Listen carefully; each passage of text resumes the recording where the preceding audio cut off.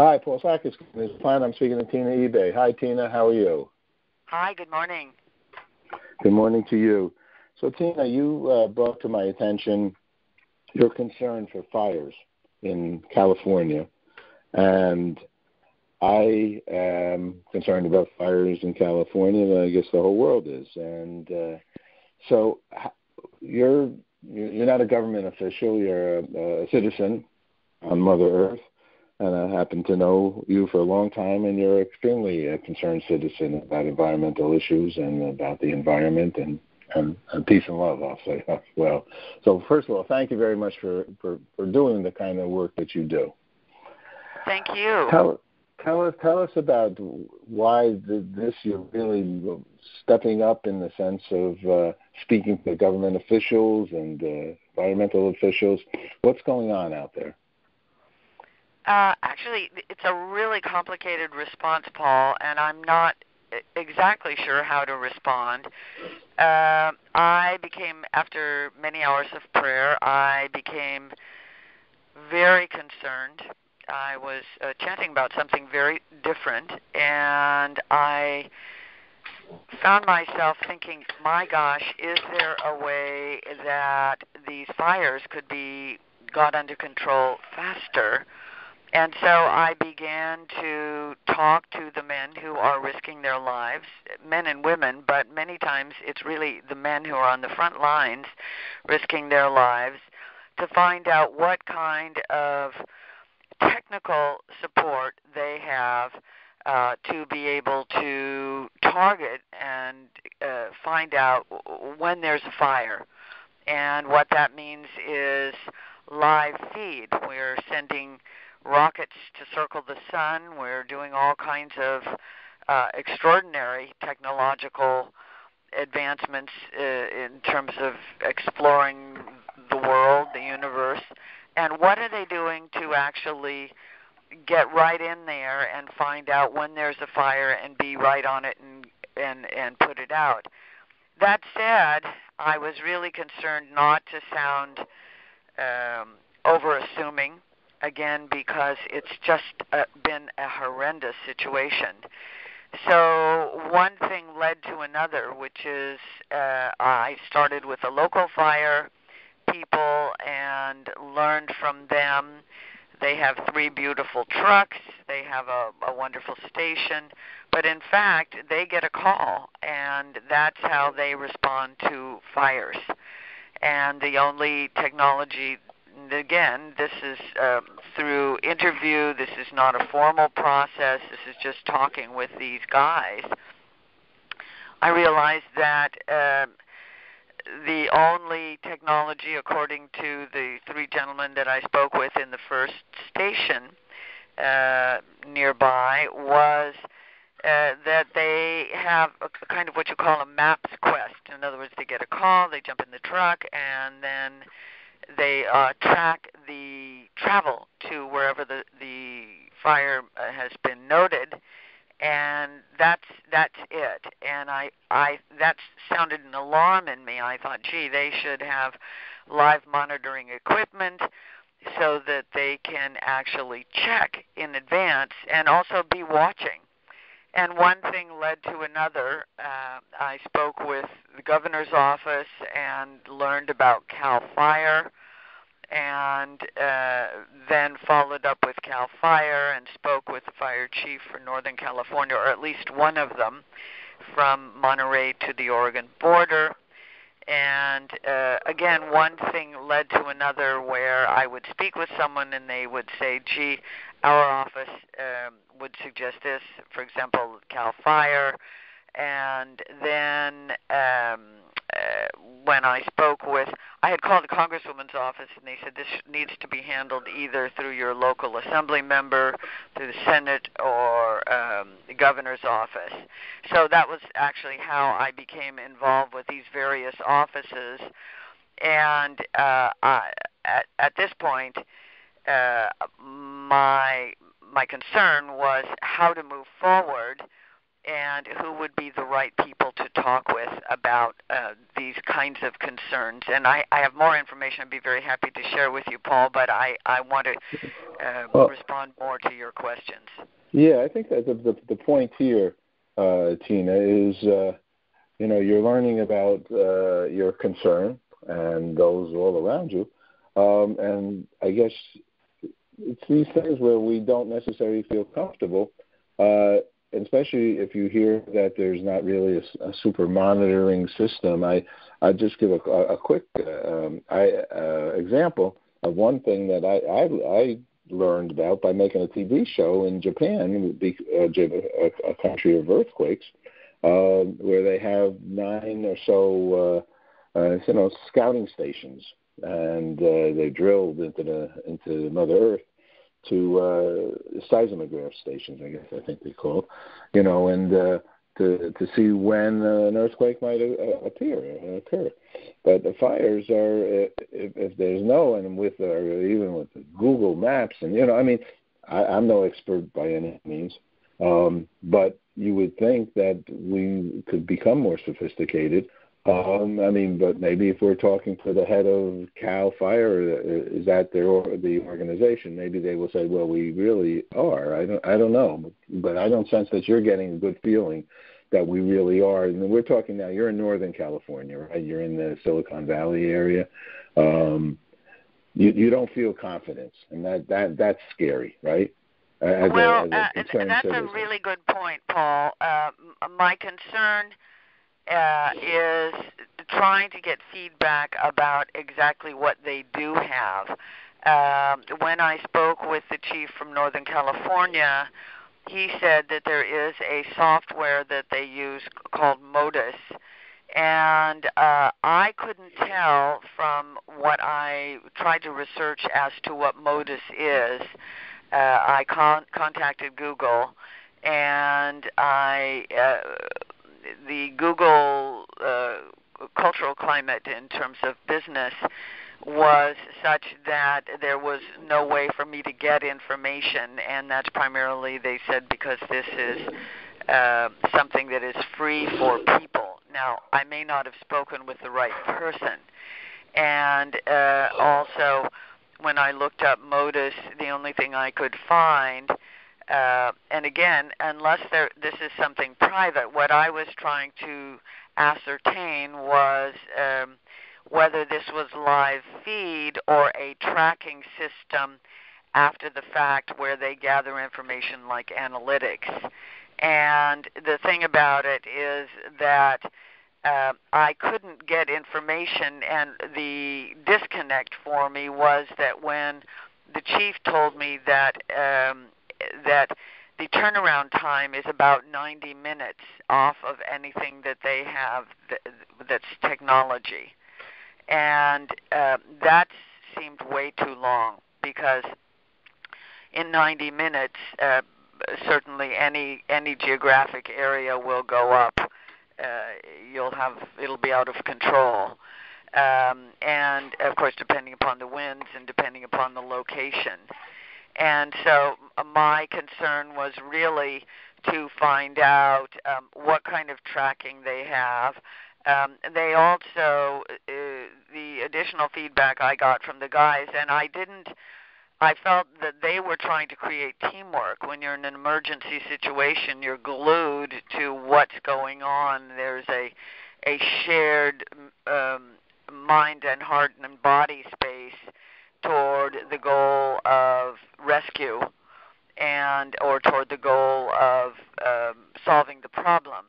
And so my concern was, do they have the up-to-date tools, and what exactly do they have? And another thing that came up, it happened that I spoke with a friend who's an animator with Shrek, and here's someone who works very creatively with technology and is an outstanding artist. And he recommended a company, which again I also tried to look into, for surveillance. There should be a way of an immediate ping where they can even send out it's not really reconnaissance, but say small planes or drones or something like this to get information. Everything that I got as feedback was binoculars or a camera on a local mountain. The big question is about modus, and again the issue about what kind of tracking they do have available. But the teamwork should be, every station should have monitoring. You go to people's houses and there are cameras showing who's at the door.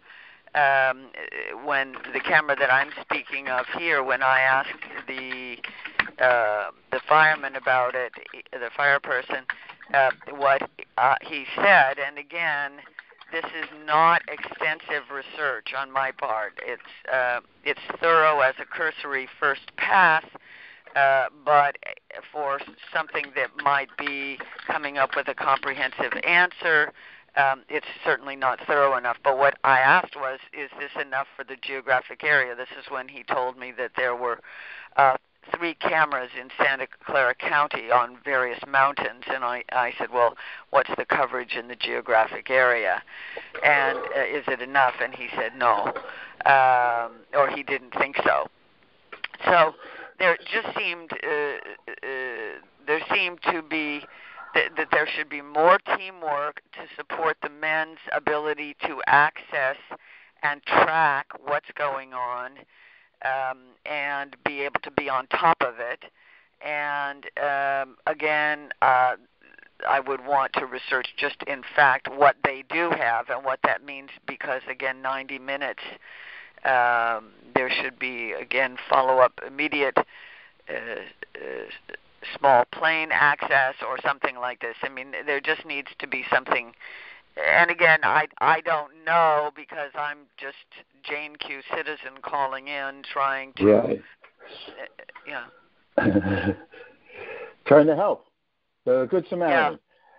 Yeah. Tina, so this is, the bottom line details are not really what we're looking for with Good News Broadcast here right now. But the real bigger picture for us right now to share with our audience is the good citizenship, okay?